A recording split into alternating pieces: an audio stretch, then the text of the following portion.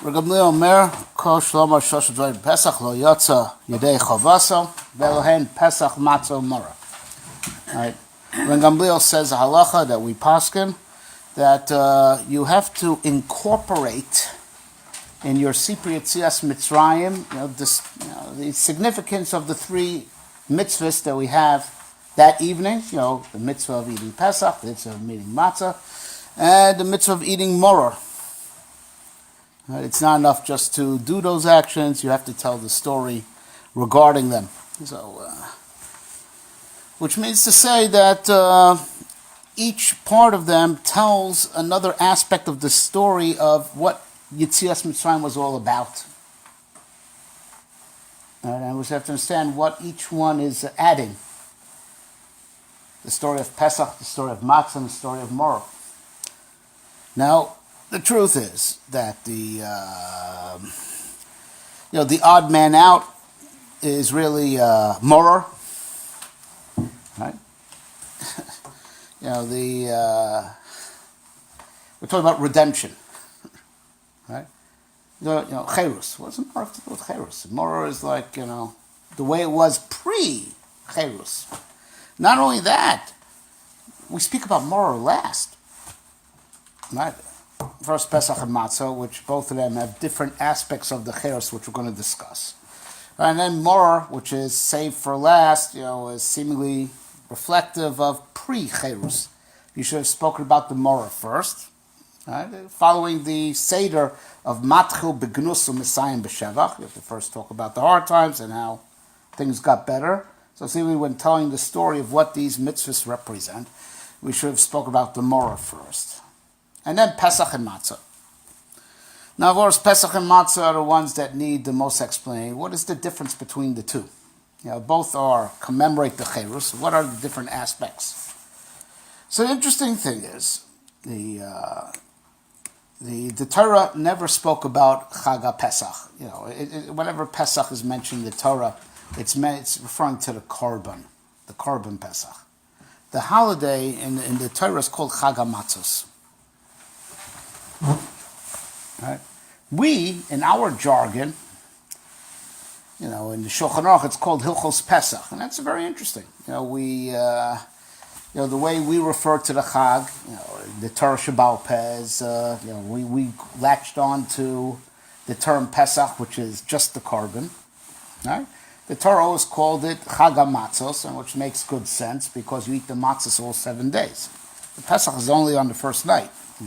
First afternoon. The afternoon of every Pesach, you shecht it, and whatever goes on the Mizbeach goes on the Mizbeach, and then you eat it on the Seder night. The matzahs is what's all 7 days, and we call so Torah rightfully simply call it Chag HaMatzos, but we call it Chag HaPesach, and the question is why?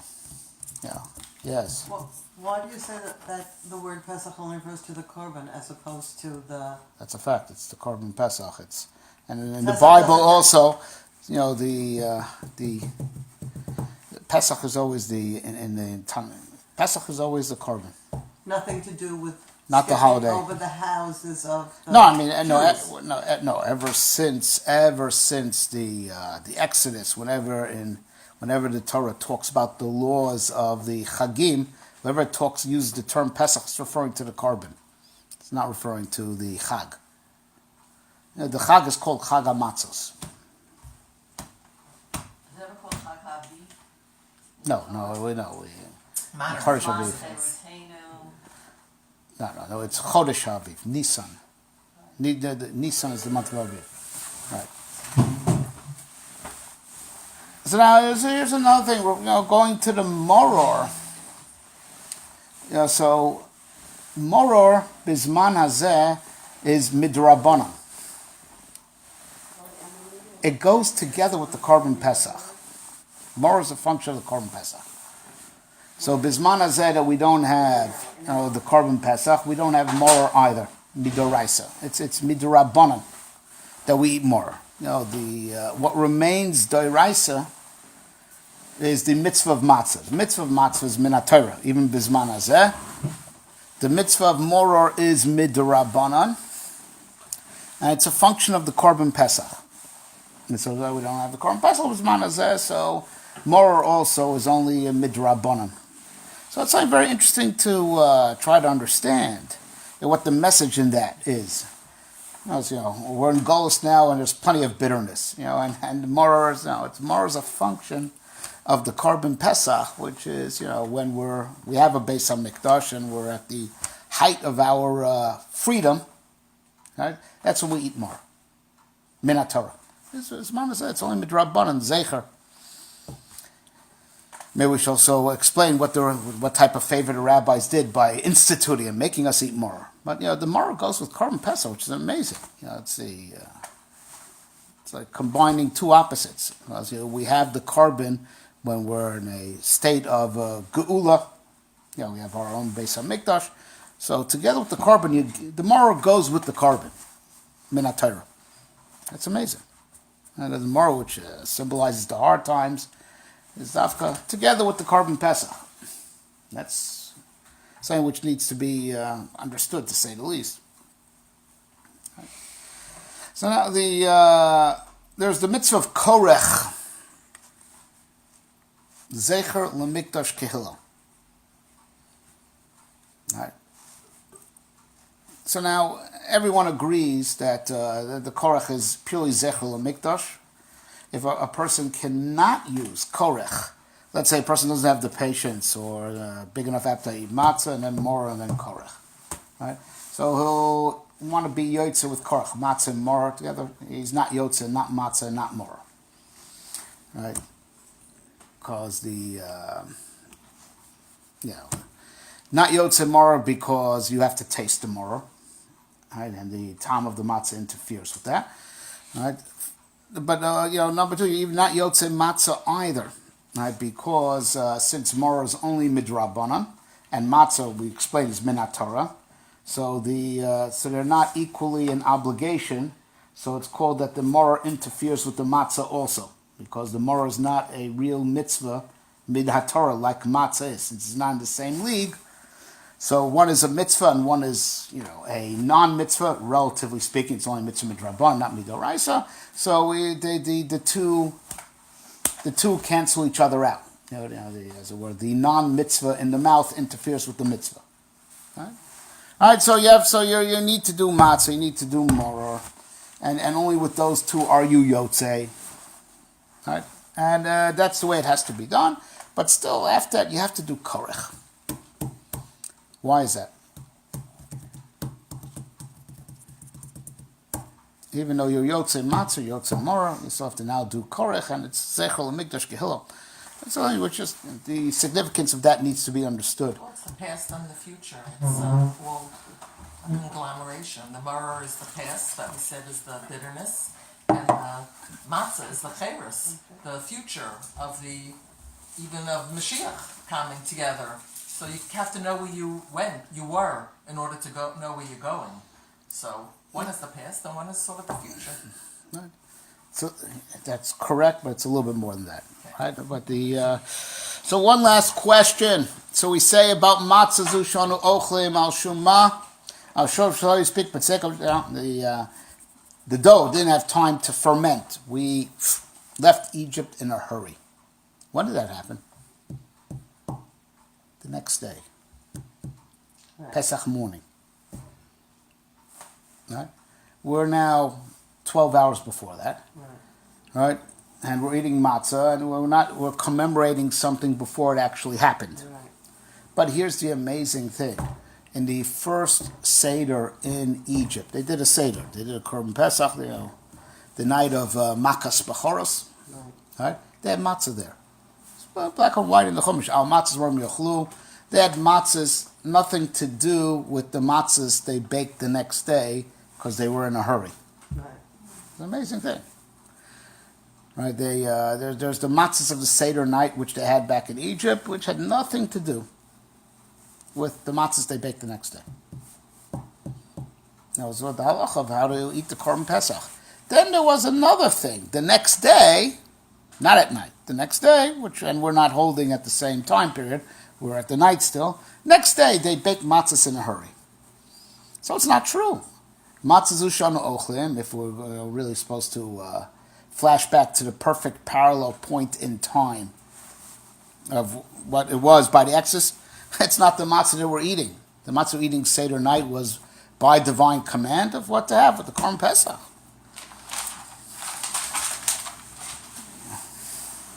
So which was the most elevated point? The first Seder in Mitzrayim with the Korban Pesach, or the day of Yitzias Mitzrayim when we went out? What do we call it the epitome? Yeah. Which one? So that's really the point, that the mitzvah of matzah is at night and not by day. Well, you want to eat matzah the next day, because that's when, the matzah zushanu ochli mal shumah really happened. You missed your mitzvah. The mitzvah is ba'erev tochlu matzahs, the pasuk says. You eat matzahs at night. That's where you get your mitzvah saseh of eating matzah. That which we say, that matzah, bisman says doraisa, and it's a chiyuv, that's at Seder night. During the, from the first day morning onwards, matzah is rishus, not chova. You don't have to eat matzah. If you want to eat bread, you have to eat matzah. Right, but you don't have to. It's a chiyuv only at night. It's an amazing thing. So it's al shum that that the next day, because the next day, when it's not a mitzvah to eat matzah, they bake their matzahs in a hurry. But I'm talking about what emotionally for Klal Yisrael going out. What was the highlight? Was it a mitzvah? Was a mitzvah. So we ate the matzahs, we ate the Korban Pesach, but wasn't the Yitzias Mitzrayim actually packing our bags and running out of there the highlight, or the most? I'm saying no. So this really gets into the next point that we're trying to lead up to, that that the Seder night breaks rank, with most of the mitzvahs, just about all, with the exception of Sukkot, interestingly enough.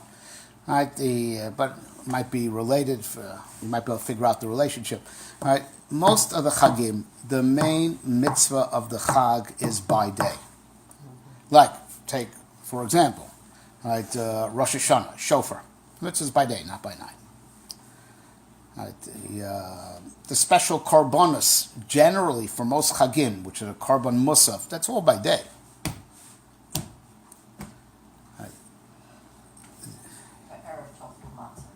Right, but over here, by Pesach, it's at night. By the way, also the halacha l'maaseh, if a person can only hear the Megillah once, and you're going to have to choose between the nighttime Megillah and the morning Megillah, which one should be preferred? The morning Megillah. Right, you're supposed to hear it twice. If you can only do one, you're supposed to prefer.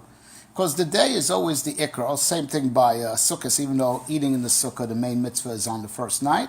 However, lulav is by day. Now, why you might be able to figure out from what we're going to say about Pesach why eating in Sukkah the first night is the obligation. The best says if you want to eat, you have to eat in a Sukkah. But if you don't want to eat and you don't want to sleep, you don't have to be in a Sukkah. If you don't want to eat, you don't want to sleep. Right? But lulav is only by day.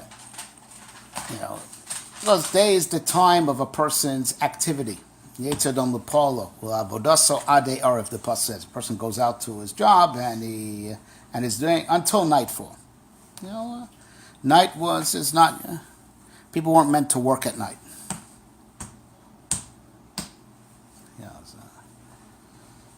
Either to learn or to sleep. Those are two sheets in the Gemara. Light was created either for Girsa or Lashinta. It was either created for sleeping or for learning. Nothing else. Not the movies, not any of those. Right? That's what night was created for. It's not a time of work. Right? So you understand, the main mitzvahs asay generally apply during the day. It's a time of work. And so there are those mefarshim that indeed build this into the manishtana. Manishtana halayla hazeh. The pasuk should have, the statement should have read, to be grammatically correct, manishtana halayla hazu, because it's feminine. It's, Laila, leilot.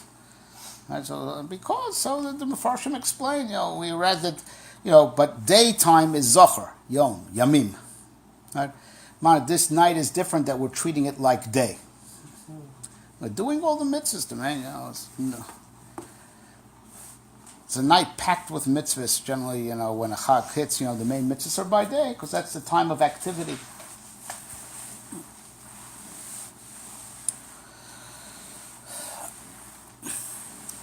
The idea behind all this is that we have to realize that the Yetzias Mitzrayim is the world starting all over again. Yeah. It's not for nothing that it's called Leil HaSeder. Why is it called Leil HaSeder? Right, the night of the order. Right, okay, you got there's you open up your siddur, you'll see Seder Eruv Tavshilin, Seder. Any mitzvah that has its there's the way to do it, and there's the formula to say it's called a Seder. Right? So why is this night different?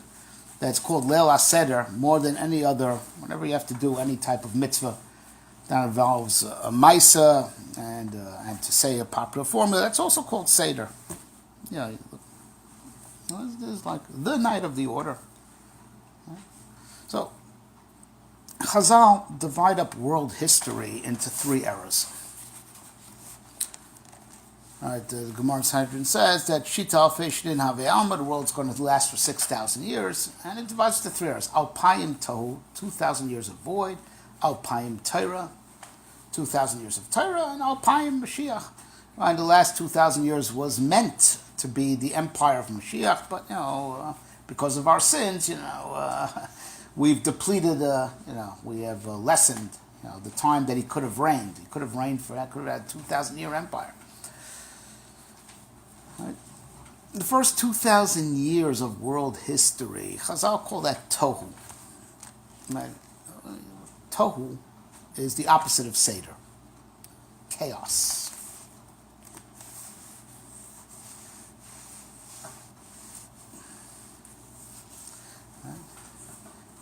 Now, what was so chaotic? There was economies, there was civilization, there was technology. Life then was the same as life now from a secular perspective. Right? The chaos and the lack of order is that HaKadosh Baruch Hu was totally outside of the world. So now, even though there's a certain shift that takes place at the year 2000 exactly, because what happened then? Avram Avinu begins his ministry. Avinu was born in the year 1948. So by the year 2000, he had started his ministry, he had started preaching, started his campaigning for HaKadosh Baruch Hu. So that marked a shift, but that shift was on the individual level, not on the global level. Right? Not at the world at large. Right? Avram Avinu, you see, we had the Nefesh Asher Asu B'Charon. Right? What happened to them all? They didn't last more than one generation. By the days of Yitzchak Avinu, it was all gone. And Avram Avinu knew that. He knew it would happen. And that's why he so much wanted a son. Because he wanted some guarantee that his legacy will be carried on. Right? And the only one who really carried in the next generation, the one who carried the torch was Yitzchak Avinu. He wanted a son that he could rely on that would carry the torch. And the others were still always functioning as individuals. So, if you read the strict, reading of the Psukim, the Rambam points this out in the Maror Nevuchim. If you read the strict reading of the Psukim without any midrashim, that, as you know, some midrashim have to sometimes be understood allegorically, the strict reading of the Psukim indicates there were no revealed miracles in the days of the Avos. And not only that, until Moshe Rabbeinu, there was never a Navi sent to speak to anybody b'Shem Hashem. The first one was Moshe Rabbeinu. He was sent to Paro and to the Jewish people, respectively. Look in the Psukim. It was the first time that happened in history. People had their own private revelations, like HaKadosh Baruch Hu spoke to Adam, HaKadosh Baruch Hu spoke to Noach, HaKadosh Baruch Hu spoke to Shem ve'Ever. They were never commanded to go out and preach and say something in the name of God to someone else. Right? Well, so, and the Rambam further says, with this you could understand why Chazal referred to Beit Midrashal Shel Shem Ve'ever. They had a base medrash. You went there, they didn't tell you messages from God. You sat and you learned with them. Listen, I'll talk philosophy with you. You buy it, you buy it. You don't buy it, you don't buy it. Right? There was no revelation. So that even the people that had revelations, that was their private business. So they'd debate with someone, and try to convince him. Right? But it's your word against his. It's your argument against his argument. Right? The world itself remained, without any revelation of HaKadosh Baruch Hu. Right? And that's called chaos. Because the real Seder Habriya, the real Seder of reality is Kol Ma Shebara HaKadosh Baruch Hu Lo Bra'o El Lichvodo, as the Mishnah says. Right? And whatever God created, it all exists for the glory of God. And that's really the unifying pattern in reality. How does this glorify HaKadosh Baruch Hu? How does this glorify HaKadosh Baruch Hu? How does this serve HaKadosh Baruch Hu? How does this contribute to Shem Shamayim? That's the real Seder of reality. Right? What the sciences measure, all these physical laws, that's not the real pattern for reality. That's just they're just measuring how the forces stack up on top of each other. There are higher forces, lower forces, right? But, real Seder is how there is a unifying purpose. That all the forces join together to serve one common goal. Science doesn't see that. Unifying goal. You see how there are the different forces. This one does this one, does that one, and they're stacked one on top of each other.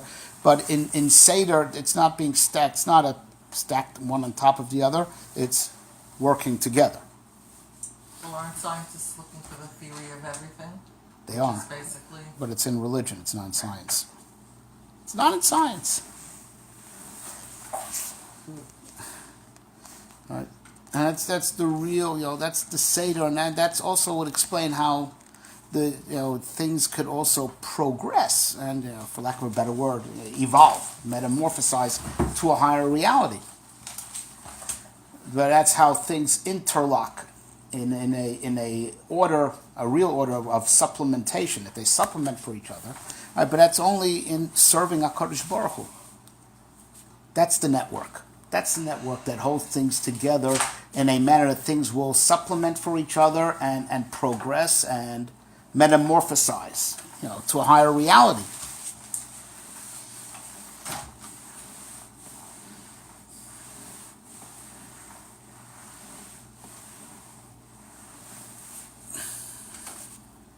Right. How the world improved after the flood.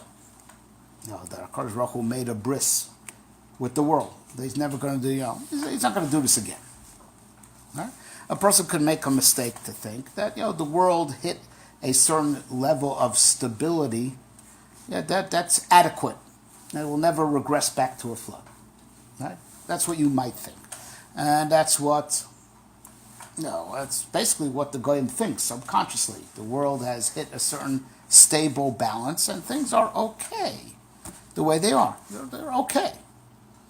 Right? But Chazal tells us an interesting thing, in the sugya of Purim, the Chag that directly precedes Pesach on the calendar.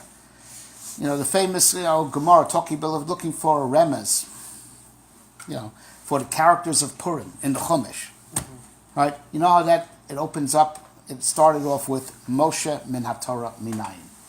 I want to see a remez to Moshe before he was born. The pasuk brings. Lo yadun ruchi b'adam la'olam b'shagam u'basar v'yamav me'av esrim shana.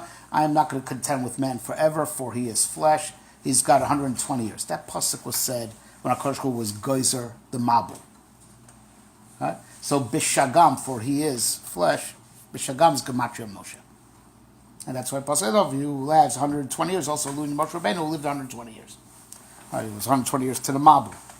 Right? There's an allusion to Moshe Rabbeinu by the Gzeira of the Mabul. What's that mean?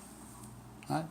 So the way the world is Moshe was pushing the reset button. That's what the Mabul was, reset. Because the world was being pushed back to the way it was on the very first day of creation, before God split the waters on the second day. He put the whole world underwater again. Right? Reset. But for what sake? For what purpose? For Moshe Rabbeinu. Not for the world that we know today, the world that's been ever since the Mabul.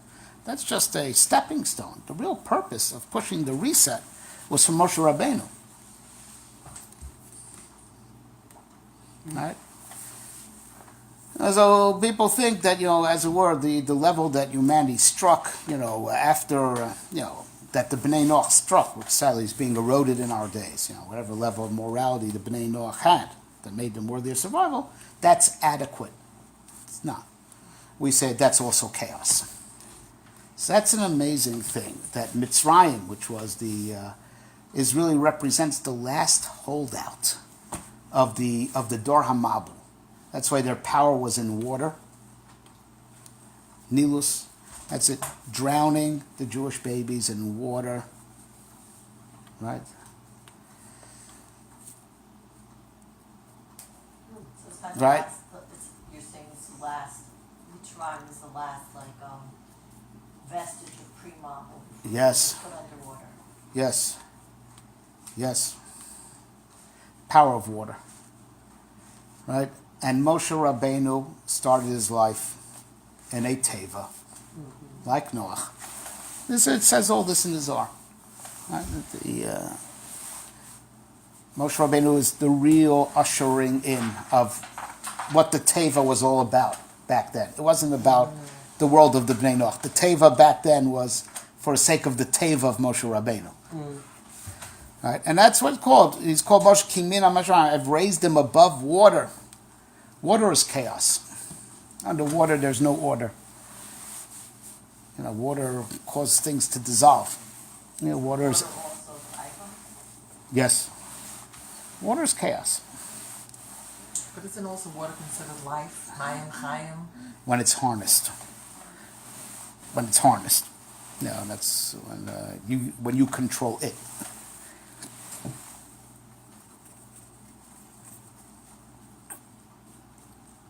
So, where does it say water is tava? in the Svarim it says from the Yesod HaMayim comes from the four of the four elements, four basic elements. So from Yesod HaMayim comes taiva. That is correct. Which was what the Dor HaMabul was. They were just so free with their taiva. That's why Mida Keneged Mida they were flooded with water. That's correct. That was the Mida Keneged Mida. Out of control, no structure. Moshe Rabbeinu was elevated above the water. Kimin hamayim mishisihu, and that's getting past the chaos of the Dor HaMabul. That the stability that the world attained after the Mabul was not because that world is okay. That's not the pshat. Is that world is a stepping stone for Am Yisrael to appear, for Moshe Rabbeinu to come and for Am Yisrael to appear. And that's why HaKadosh Baruch Hu won't bring the Mabul again. Not because the way it is with the Bnei Noach is okay, is adequate. It's not adequate. But it's a world that is going to eventually lead into Moshe Rabbeinu. That's why. It's an adequate stability for the next stage. It's a means. It's not an end. It's not really a plateau. It's yeah. The way Rabbi Nosson Weiss describes it is that it's supposed to be that Hashem runs the world based on our behavior. But the way he describes what happened with Noah is that he put it on autopilot because they are going to continue to be so bad that it can't be, like at a certain, that's what he's saying, like they think it's okay, it's really not okay. It's just like saying, like if the kids are bad, we won't go on vacation. So, okay, we're going anyway. It doesn't matter. It's just a type of autopilot. The world will run at a certain level no matter how badly they behave because he sees that they're not going to really get so much better. But with the Yidden, He says the problem is when Jews try to run their lives like on the autopilot plane. We're supposed to be on the plane that matters how we act, that God is flying. Right. And for the Goyim, it's going to have to be on autopilot because they're not going to get that much better anyway. Yes, all true. How many years after the model was the Arfloga? No, roughly 1,000. Was it Roughly 10 generations. Roughly. A little bit less. A little bit less. But,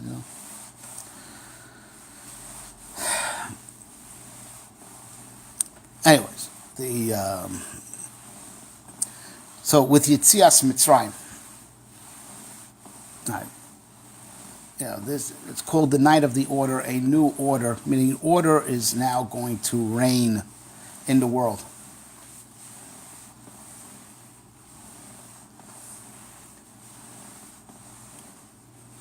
Right. And this is what's eternal about Yetzias Mitzrayim. Eternal and unceasing. Right? Ever since Yetzias Mitzrayim, the world has changed irreversibly. There is not a human being on earth that hasn't heard about God. As opposed to when Moshe Rabbeinu first went to Paro, said, I got a message from him. But Paro's immediate response, Lo yadati, I've never heard of the guy. Now there's not, whether they believe in God or don't believe in God, God is part of the air we breathe. There's not a human being on earth that hasn't heard of HaKadosh Baruch Hu.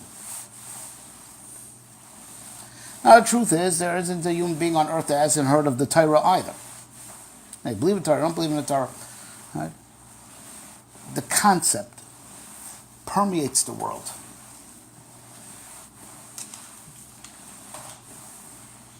Right? As opposed to pre-Yetzias Mitzrayim, these concepts were totally alien. They're not part of the global consciousness. That's what Kadosh Baruch Hu says. Kadosh Baruch Hu told Paro, listen, I could have done away with you a long time ago, but I've sustained you to show off my might and that my name should be spoken throughout the world. Right? And this way, the Cherus of Yetzias Mitzrayim is eternal. You might ask, it's been reversed. Many times over. We were in Geulah by this guy, we're in Geulah by this guy, we're in Geulah now. The Cherus of Yetzias Mitzrayim that's eternal and irreversible was that the world was redeemed from the godless chaos.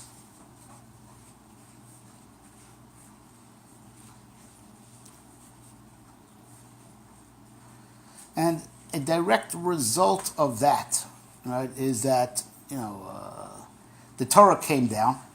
Yetzias Mitzrayim paved way for Matan Torah, and as bad as things are, the Torah never was repossessed, was never recalled back to heaven. But Yetzias Mitzrayim, as we're prepared the world to receive Torah, and the fact that Matan Torah is eternal is a function of Yetzias Mitzrayim. Yetzias Mitzrayim made the world ready for Torah. Okay, so I have a question. Yeah. And it may sound a little heretical.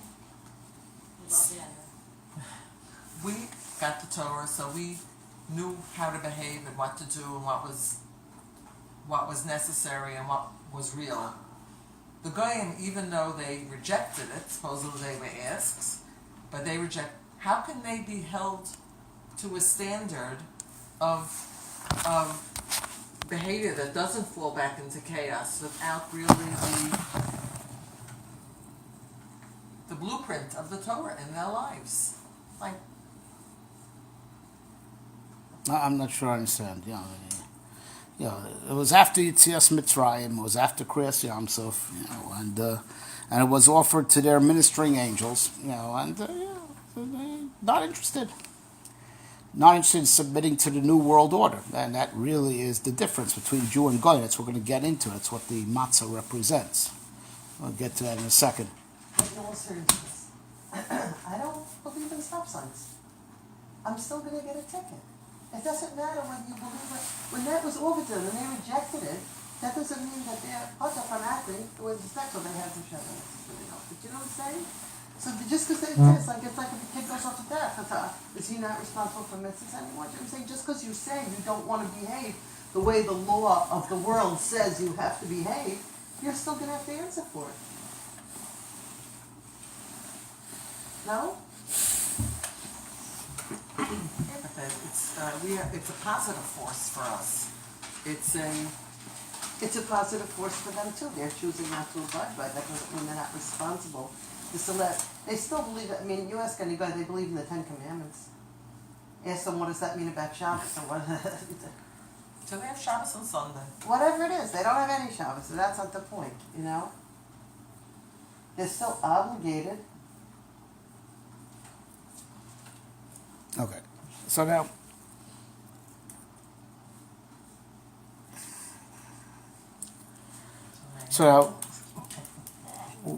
Leil HaSeder. It's called the night of the order. Reality is now being refashioned. Because the order that it was always meant to live by, the script that it was meant to follow, is coming into effect. So it's like the world's being recreated.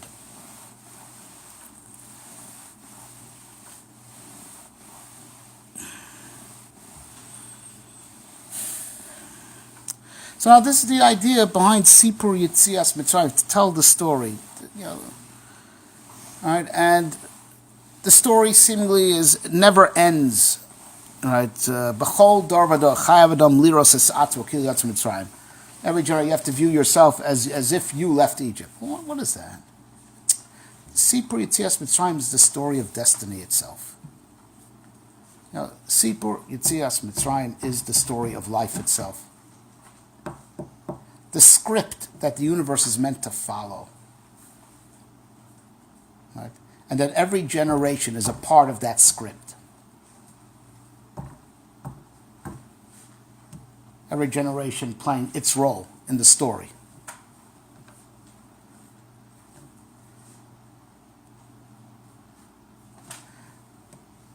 Because the order takes effect, but it's not fully actual. This order has to take over the world, and it's to take over all generations. It has to be imposed. This order has to be imposed and implemented, and that's the story of What is that order? How would you define that order is called Torah. It's the second era called Beis Alafim Torah. Right. That Seder of the imposing the order of the Torah on the world. Right. The next milestone is Mashiach. Then the Beis Alafim Mashiach, where he's supposed to help us get to an even higher level. But Mashiach is when that order called the Torah has been, extended to encompass the whole world. So even if the order has entered reality, it is yet to play out. It's like the story started, but the story hasn't finished yet. And every generation is another chapter. But it's another chapter in the story of Yetzias Mitzrayim. Yetzias Mitzrayim is getting out of the chaos and getting into the order. And every generation's a part of it. Even though we're beyond the 4,000 years. That's because we screwed up. We could have finished. If we were been on schedule, we could have finished. And then be on another milestone in the journey of taking things after the order of Torah has conquered the world. Working with that to attain an even higher level. After law and order has been, we're still in, implementing law and order, the law and order of the Torah. And every generation is another chapter in that story. Yetzias Mitzrayim is, not only is it irreversible, it never stopped happening. It's still happening. Because there's still the battle between order and chaos going on in every generation. Every generation is furthering the exodus from chaos into order to another level, to another time.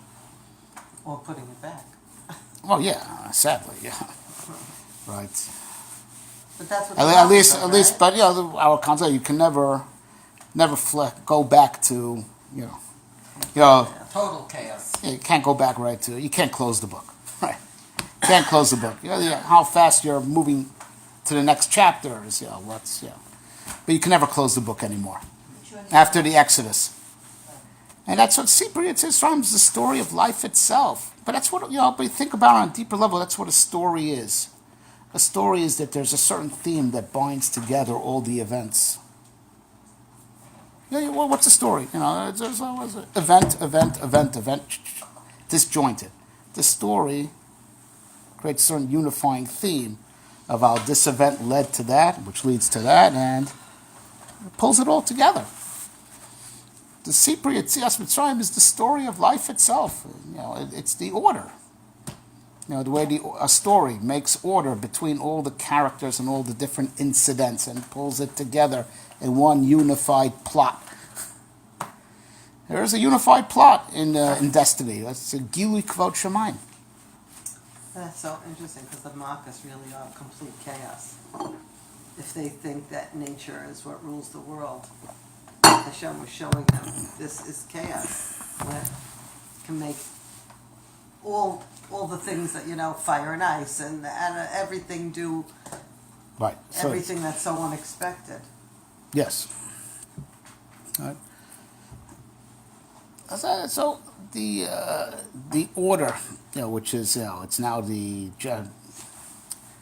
the job of all generations to keep this order going. So really we have very little time left for our state of perfection. Yeah. So we're going to just get a little smatter and then we're going to...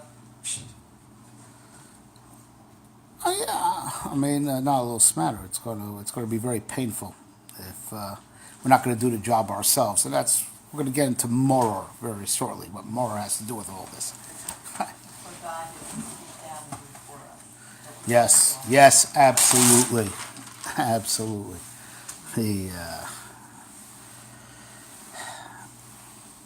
Okay, so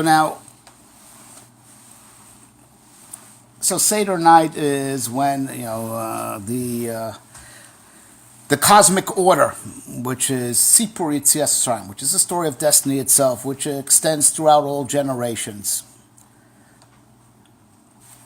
Right? The story has started, and there's no way to close the book ever again. The question is how quickly we're going to flip through the chapters.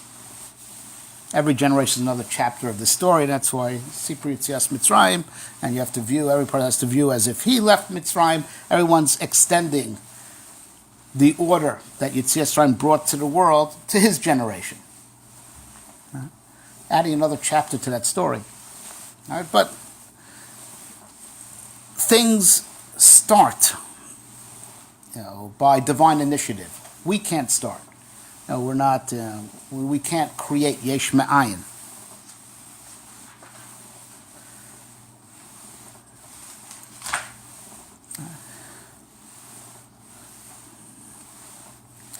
All right.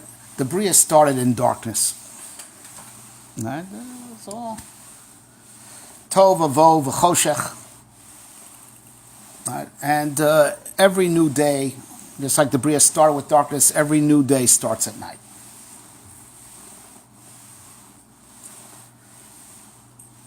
So you think of there's two aspects to darkness. Right? The darkness on the one hand is a form of chaos, because you can't see order, and that's why it's no coincidence. Crime is at night. Crime is at night, and the sin is rampant at night. It's not a coincidence. It's all, it's a time for chaos. That's why you should just go to sleep and stay out of trouble. Right? No, really, no joke. Just go to sleep and stay out of trouble. But there's another type of darkness, right? And that is when you can have a very bright light. Like if let's say I would blast out this room with X-rays, right? Since you can't see X-rays, right? The room will look black. It's not the frequency of light that you can see. Right? So the room could be full of light, but you don't see it because you don't have the eyes to see it. Right? There's the darkness of mystery, things that are above seichel.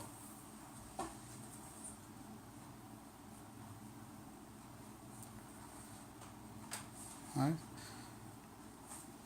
The Bria is starting in darkness. Right? So on the one hand, it starts with chaos and then order is restored, but there's also another aspect to it. It starts directly from HaKadosh Baruch Hu, right? Who is above where any mind reaches. And then he makes order that the human being could appreciate. And it's going from darkness to light. Dark to light in a way that he's reducing it to the point that to the level of human appreciation. Right? But it all starts from him.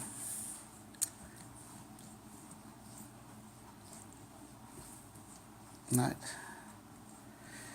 But here's the amazing thing. The very first word of the Torah. When the world is in that darkness. Before Yehior. Bereshis. Right? Bishul Yisrael Shnikru Rashis. Bishul Ator Shnikres Rashis. Right? And the very first word of the Torah. Am Yisrael and the Torah that they live by is alluded to.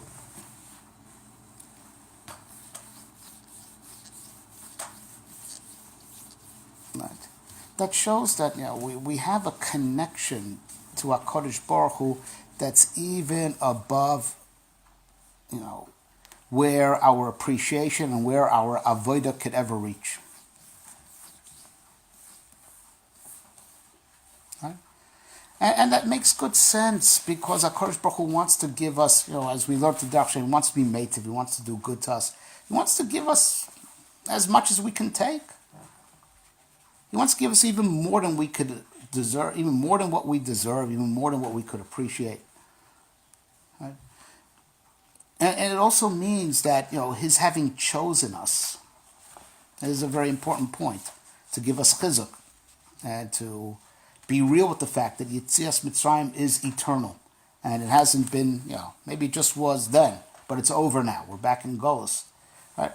He chose us with his pure omnipotence that's above where any mitzvah or any mind could ever reach.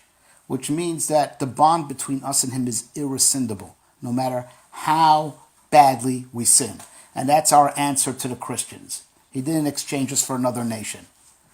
Because our relationship with him is based on his pure omnipotence that's above where any mind or action could reach. So if we sin and sin and sin, not that we don't want to do a thing like that, but if we sin and sin and sin, there is no breaking that bond. Because that bond is not based on our input. It's beyond where our input and our minds could ever reach. Bereshis, it's the first thing as it were on God's mind. It's not, he already conceived of Am Yisrael. We didn't earn it. Nothing existed yet. Based on pure divine omnipotence. And that's what the Korban Pesach represents. It's a jump. It's not a continuum. It's not like, it's like, you get to God's good graces if you go 1,000,000 miles on the good path. Not true. It's even past that. There's like no way to get there from here. It's a jump. It's a skip. Right? There's no mathematically impossible. Like Kasich getting the requisite amount of delegates. It's mathematically impossible. Right? So there's a jump to our relationship that's unbroken? It's a jump that just breaks through, all types of raisin mathematics. Just is. That's what the Korban Pesach. It's a jump.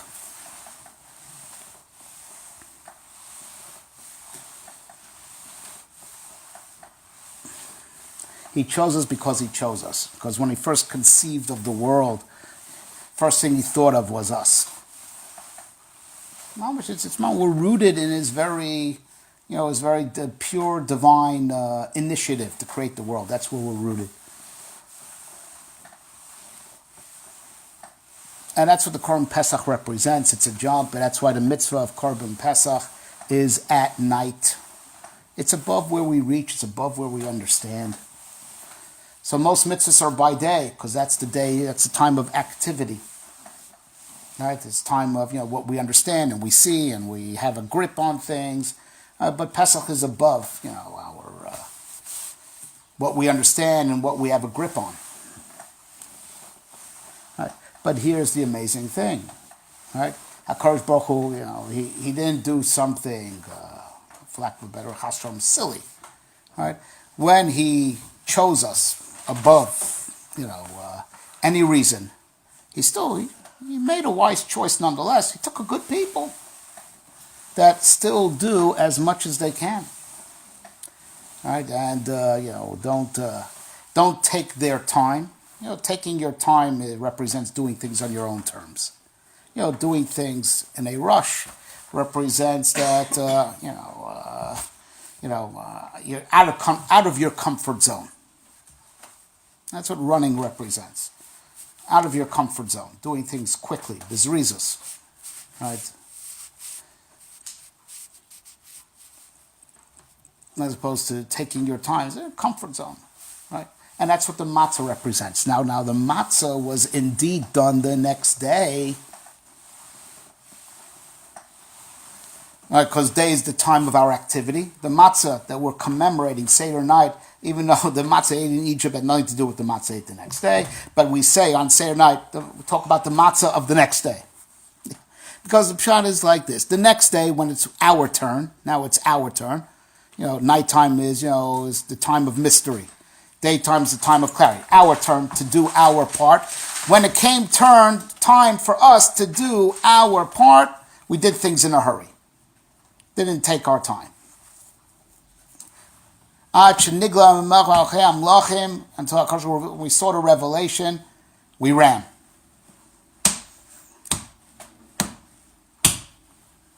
So we had the revelation before? No, we were chosen. No. When the revelation came within our grasp, the revelation of the day. There's a revelation of the day, which is the revelation you have a grasp on. Right? We ran. We didn't walk, we ran. So our reaction to God's mystery in choosing us, and that is we run. We run with it. We run with it. But of course, that's what we do. And that's by day. But here's the amazing thing. At nighttime, when we were chosen, HaKadosh Baruch Hu chose the type of people that when they can do, they give it their all. They don't do it within their comfort zone. They run with it. The Radziner says, right, the Sod Yesharim, that the running with out of Mitzrayim was the shorish of saying Naaseh before Nishma. That's where the original shorish of saying Naaseh before Nishma. You don't have to tell us what's written. We trust you. It's rooted in the matzah. Ki gorshu min Mitzrayim. They didn't wait. They didn't tarry. They didn't ask any questions. They moved. Right? But when HaKadosh Baruch Hu chose us, right, above any reason, he chose the type of people, right, that are willing to run after him. Right? So he chose wisely. So even though he didn't make it based on what we do, but he chose it on that condition. And that's really the exchange, between us and the Ben Russia. He says, "Ma avodah zasachem." What's his question? No reason to do mitzvahs. We have an unbreakable bond with God. Mitzvahs don't make a difference. So we say, "Ilu hayasham lo ya nigal." If you would have been there, you wouldn't have been saved. Because HaKadosh Baruch Hu, even though he chose us above whatever we could ever achieve, but he still took us out on condition that we be interested in serving him. You're not interested at all. Ilu hayasham lo ya nigal. If you would have been there, you would have not been redeemed. Right? Well, so even at the time of Pesach, HaKadosh Baruch Hu has matzah in mind. But as it were, he's extending us matzah on credit. Right? It's next day. Because, I'm choosing you, above whatever you could ever earn. Right? Right? matzah- But when the time comes, you're going to have to pay off. But that means that part of the cherus is that we're going to serve him, and that's what the matzah represents. We're going to do whatever we can, and that's inextricably bound up with being chosen, because he chose the type of people that, even though he has a bond with them above mitzvahs, still he chose the type of people that want to do mitzvahs and want to, do as much as they can. Now, as much as I can means even, breaking the comfort zone. Right? And then comes Maror. Right? Right? And Maror is a very complex thing. Right? Because it represents many different things that are all part of this package. Right? But rooted in the Korban Pesach, we said that Maror goes together with the Korban Pesach. Amazing irony. If it represents the hard times, it only goes together when you have the good times. When you have a Beis HaMikdash, you have the Korban Pesach. Right?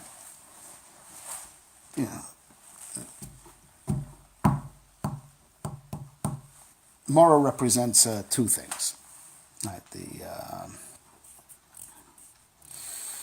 Or it has two aspects to it. One is something bitter.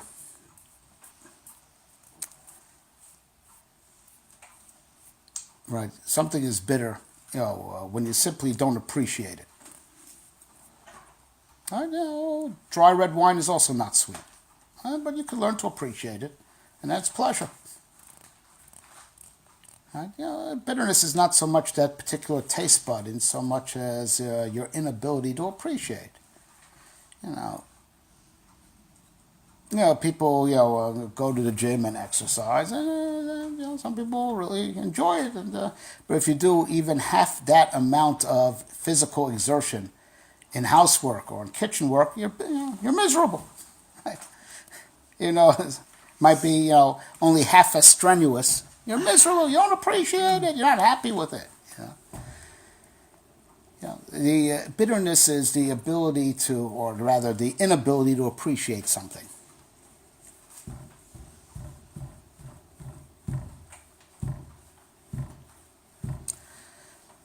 It's an amazing thing. The HaKadosh Baruch Hu, if he wants to give us good, and the good is something beyond our ability to appreciate, it will taste bitter.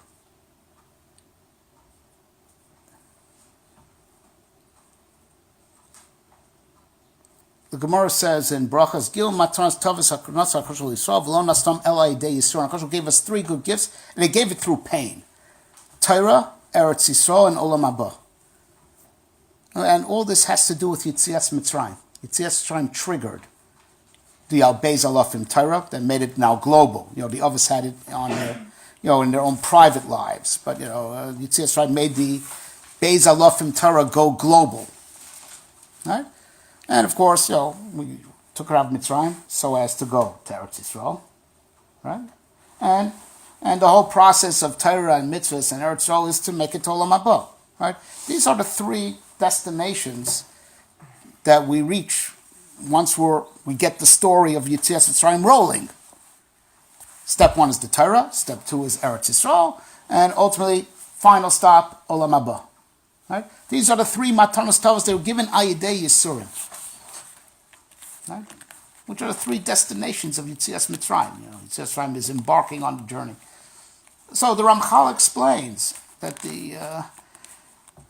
there is so much good, right, in these things that we can't even appreciate how good they are, and that's why it feels like Yisurim in the process of getting there, because these things are even above our ability to appreciate. Right? Now, what makes this,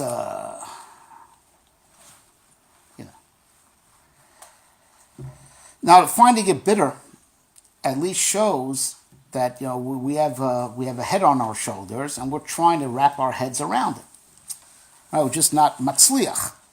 That's why it tastes bitter. Right? A person who's oblivious, is not oblivious is oblivious. Right? Like we learned in Derech Hashem, our trying to earn it and our trying to be worthy, makes us true masters over that good. That's what makes it sweet. Otherwise, it's bitter. Right? So you could have tremendous goodness, and if you don't have the ability to appreciate it, you can even find it, even embarrassing. It feels like charity. Like we learned, like everything we learned at Derech Hashem, and all our trying to strive is for the ability to appreciate, to be worthy of it, to be congruent with it, and then it's sweet. But when there's this incongruence, that's why it's bitter. So it's our receptors really that are defective. Yeah, but at least you care about appreciating. Right? And we're going to get into that. This has two aspects to it. Right? We hope and pray. Someone raised the question. We've screwed up. We didn't make it. We didn't make Mashiach. By the year 4000. Right. So, HaKadosh Baruch Hu is going to have to finish up the job for us if we don't really get it all together. And indeed, it will feel bitter. Right. But it'll feel bitter because we're getting something that's so good that's beyond our ability to appreciate. And that's why it's going to taste bitter. Right? So the bitterness in itself is indicative, sometimes of something good. Mashal ma davar daima, right? Well, you have to take medicine, and the medicine's bitter. It's good for you. You just don't appreciate it. It's good for you, right? And in that sense, sadly, the bitterness factor increases to the extent that you are less and less worthy and less appreciative. But on the other hand, it means you're getting it anyway. Right? You're getting it anyway. Now you sadly have not built up the kalim to appreciate it. You more relied on divine omnipotence to give it to you as opposed to you're trying to earn it. The more you are worthy, the more it's sweet. Right? And that's why so the Maror goes together with the Korban Pesach. Kadosh Baruch Hu is going to jump. He's going to give you these matanos tovos, Torah, Eretz Yisrael, Olam Haba. You're going to get it whether you deserve it or not. Right? Just you should know it's going to be bitter if you're not worthy.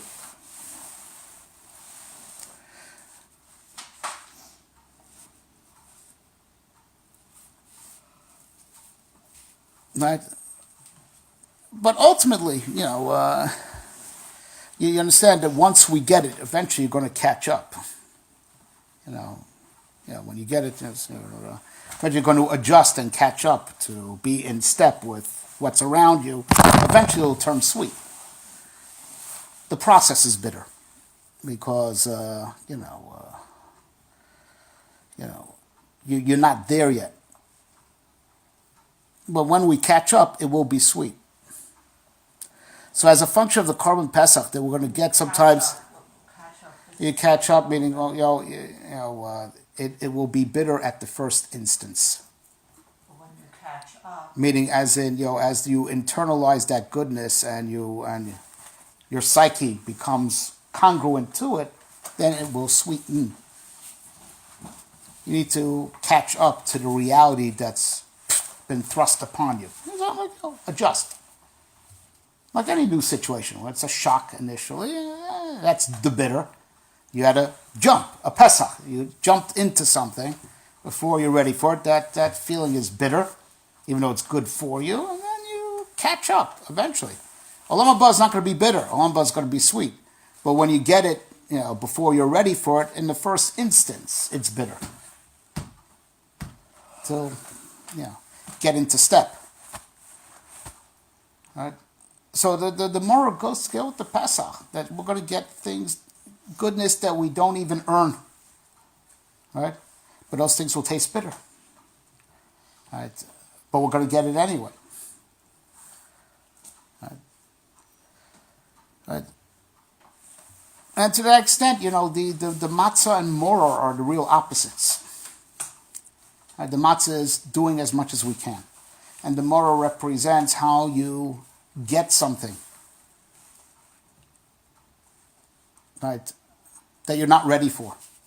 Because HaKadosh Baruch Hu jumps. He'll skip steps. Because if he's going to wait for us to get our act together, it may never happen. That's why the maror goes together with the Pesach.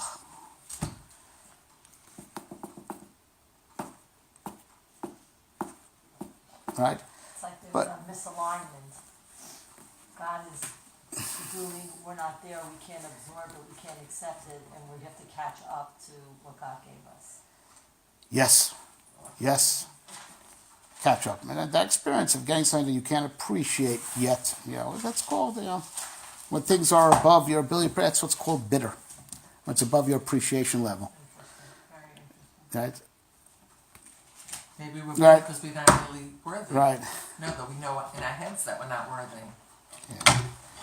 But then there's another aspect of bitterness, and with this we'll end. We'll try to go full circle. There's another type of bitterness, right?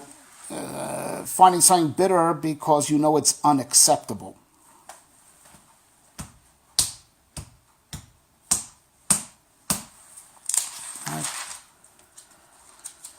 Right?